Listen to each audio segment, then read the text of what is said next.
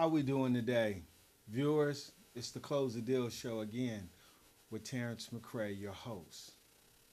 You know, the other day I was sitting around a bunch of kids and I was talking to them about my experience in life. But one of the things that I had asked one of the kids was, are you living out your aspirations today? And then as the parents looked on, I reached out to them and said, as an adult, did you get an opportunity to live out your dreams? Because there are so many people in the world, because of their environment, certain conditions, don't get an opportunity not only to live out their dreams, but to achieve a goal in life that they thought about achieving at a young age. So, my guest today is one of those type of people who want people to live out their aspirations in life and live out their dreams. This gentleman has developed a youth organization that is changing people's lives. And this person is devoted and committed. I want to introduce to the Bay Area someone who knows how to close the right deal.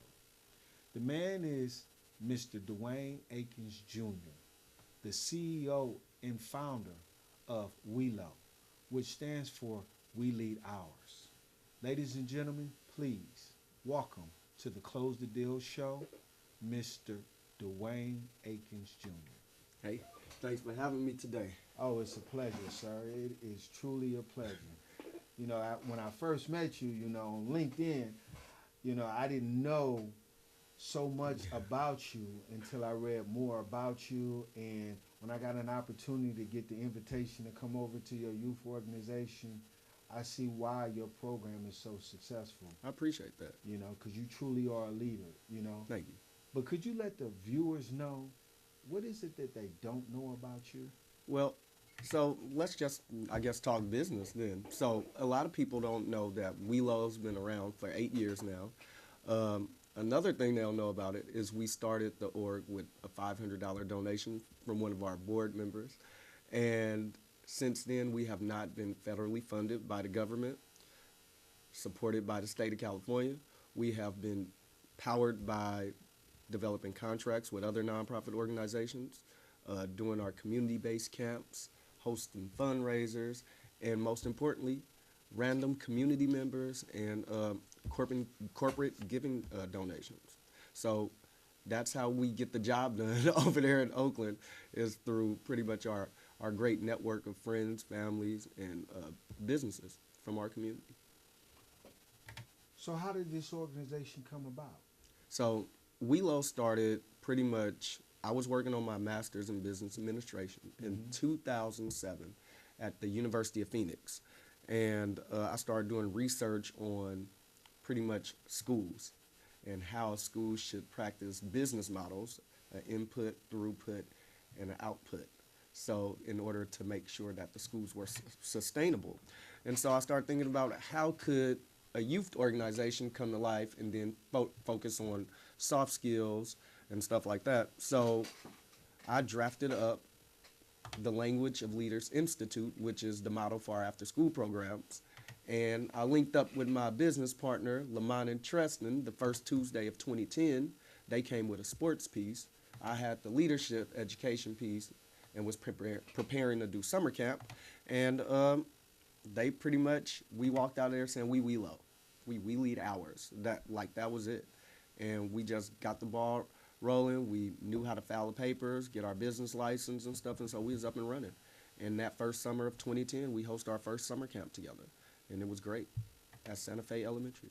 What barriers did you face when the process of putting this organization came about, since you say you're not federally funded? Well, we was able to do something really unique in the nonprofit space. That's pretty much position ourselves to have things that we do within our nonprofit that are special, that allow schools to want to contract us out and pay us for a service. So we also positioned ourselves to be a very strong competitor in Oakland by knowing a lot of people and by getting out there and tabling at events and shaking people's hands and just really working really hard to put ourselves in positions to do contracting work. and that was education focused. But honestly, the org didn't get in a position to pay us until maybe 3 years ago. So it was a journey. The hardest part about running a nonprofit org is if you don't have individuals that are in that business that you can kind of lean on as a supporter, then it's very difficult. Early on, some organizations that were already established, they were pretty much kind of scared to partner with Welo because, for one, we're in Oakland, three Oakland natives, three African American guys. It's kind of like, oh, you are direct competition. And I never go into a business deal thinking that you're my direct competition, especially in a nonprofit space, because you always, as a nonprofit organization, if I work for the community, I'm always supposed to bring resources that can help the community that I'm serving. So I do civic leadership very well. My organization do sports programs very well. What I don't do very well is STEAM, right? Because I didn't get a degree in science, technology, engineering, and math. So what I do is when I want to do something related to STEAM, I develop a partnership with a STEAM-based organization that deals with kids so that they can bring their program to life in our program. I know how to dance. I know how to do choreography, but I haven't choreographed anything since maybe 2007, 2008. And I knew that we need dance. We need movement in these programs. So who can I get to partner that can bring that skill and service, because I realized that I have to be the executive director, so I can't just, I'm going to be the dance teacher, I'm going to be the civic person, I'm going to go out and shake hands. No, you got to contract out, and while you're contracting out, you're helping other folks that are community driven, grassroots driven, that want to give back. You're giving them a platform to serve.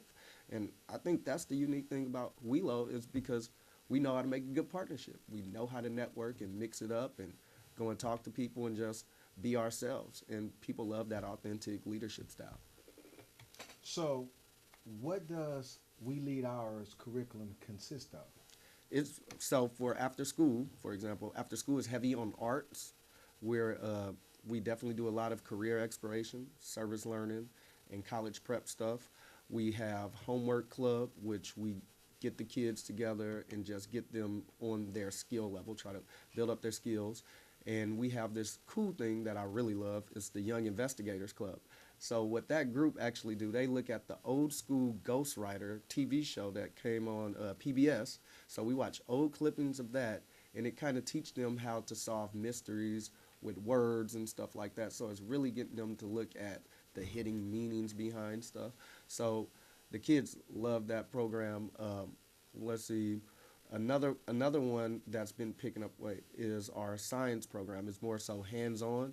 So we teamed up with the InterGenius program through PG&E, and they provided us with a mini grant to provide STEAM services in the after school, so that the folks are learning more so about clean energy and things you can do around the school in order to keep the place better. So we do a lot of creative things with curriculum and stuff like that. We try to find as much outsourcing with curriculum that can come to the table, so that our coaches that are on site every day, they can be more successful in leading those workshops.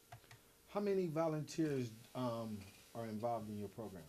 For the after school, we get a variety of volunteers throughout the year. Mm-hmm. So we get some that come once a month. We get some that come like 2-3 times a week and stuff like that. We have a great relationship with Bishop O'Dowd High School. They always contract out their high schoolers that need community service hours to graduate. We get some of my fraternity brothers to come out and support and volunteer. We got members from the Bay Area Urban League Young Professionals that come out and support. And we also have had folks from police department volunteer their time to come talk about just being a successful civic citizen and careers in that space and what it takes, and street smarts, what you should be doing when you're walking through the neighborhood and stuff like that. We have members Keep Oakland Beautiful come out. It's a variety of people. We get a ton of volunteers. So the organization in itself came about how? So it came about, I was working for a nonprofit, And I wanted to give them all of my ideas because I wanted to be a nonprofit business consultant when I first got my master's in business administration. And I wanted to do that because I seen how a lot of local black and brown businesses, they weren't focusing on the brand. Like, you can't name everything after you, right? I can't do summer camp and say it's Uncle's Dwayne Day Camp, right? Like, no, it needs to have, and like, although I Yeah. love being Uncle Dwayne, Yeah. but if I want to be a competitive business and I want to see my business as the next YMCA or Boys and Girls Club or something like that, then I have to position that brand to be strong. So when you see that brand on the East Coast, you know that that's We Lead Ours. Like you can't just say these are Ty's braids and stuff like that. No, that braid needs to sound sophisticated, right? Whatever city or mall you in, you're gonna want to walk in the guest store, right? Correct. Because that brand is super strong. You're gonna want to walk in Express because that brand is super strong. That H&M, you're gonna want to do those things. So I wanted to do something for nonprofits, help them develop their ideas so that they can be marketable. And one thing that I really want to do is position myself to look like Oakland, look like the community I serve, create that imprint that says, okay, anybody can come to We Lead Ours, and it's not just a pro-black program. This is a community-based program. If you can get here, you can show up and you can participate, and we welcome your different cultures. But I also want to make sure that you understand that the lens that your child will be learning through comes from an African American male perspective that grew up on 90th and Bancroft from a parent who was on drugs, raised by his grandmother. So that's gonna come out. That's gonna come out in my attitude when I'm running a classroom, when I'm leading a workshop and stuff. So I'm a go there. But those things are important for your child to know about because it allowed them to deal with different people, understand different backgrounds. So I wanted to do something like that, and I think that's the unique piece with Welo. Okay. Is we service everybody. If you can show up, you can participate. If you don't have the money to go on a field trip, fine. We'll find some money for you to go on a field trip. We practice really not leaving any child left behind. Not the No Child Left Behind policy that got put in place back in the day by President Bush, but we actually practice, I'm not leaving you behind. If you go show up and do the work, you can participate. You can cuss me out. You can show up tomorrow still. I'm not about to turn my back on you today because it's so important that I get through to you. So important that I buff that diamond in the rough and get them to the next level. So that's all I try to do with everything that I do, all that I got going on. I just try to bring that person to life in everything that I do to make sure that we are really dealing with the true issues in Oakland, which is kids don't have nothing to do. So let's give them something to do. So, as a child, who was your role model? Who is my role model? I had a couple. At the time, I didn't realize that they was my role model because they were so strict to me. But Mr. Taylor, my fifth grade teacher, he really was the first person to put me on the stage, and he gave me the microphone to do my first poem in front of the school. And I actually went to the Oakland Oratorical Fest and got second place. What was the name of that poem? Huh? What The was Color the name Black. of that poem? The Color Black. Do you remember it? I don't even remember that poem, but I remember it was an original poem, The Color Black. Okay. And I just talked about my experiences, the way I felt at E. Morris Cox as an African-American male, but not only African-American male, a dark-skinned male. Because at that time, people still used to say things like you African booty scratcher, and then you skinny, you tar baby. So that's why I got into a lot of fights in elementary. And then at Amherst, the black male presence on campus, Mr. Schaefer's, Mr. Scott, Mr. Arsenal. And it was the beautiful thing about Mr. Scott, I had no idea him and one of my cousins that I later met when I got to college, they were actually fraternity brothers, members of Alpha Phi Alpha Fraternity Incorporated, and they went to Skyline together, Skyline High in Oakland. But I never knew my dad's side of the family. And Mr. Scott, he put me on the stage and he put me in leadership. And Mr. Schaefer's was very instrumental in getting me that first opportunity to do some leadership stuff. And then Mr. Arsenal, strict math teacher. I never took his class, but he always supported me and coached me along the way. And I just bumped back into him on Facebook the other day. He sent me a friend request. So those things are kind of like when they can look back at you and be like, boy, I remember when you got in so much trouble, and to actually be fraternity brothers with Mr. Scott now. Like, that's my frat bro. So I'm like, those are, you've come a long way. Your journey has been bumps and bruises along the way, but you got there, you pushed through, you didn't give up on yourself. You fell down a couple of times, you made some mistakes, but you picked yourself up at the bootstraps. And you put on your grown man pants and your grown man belt, and you got to work.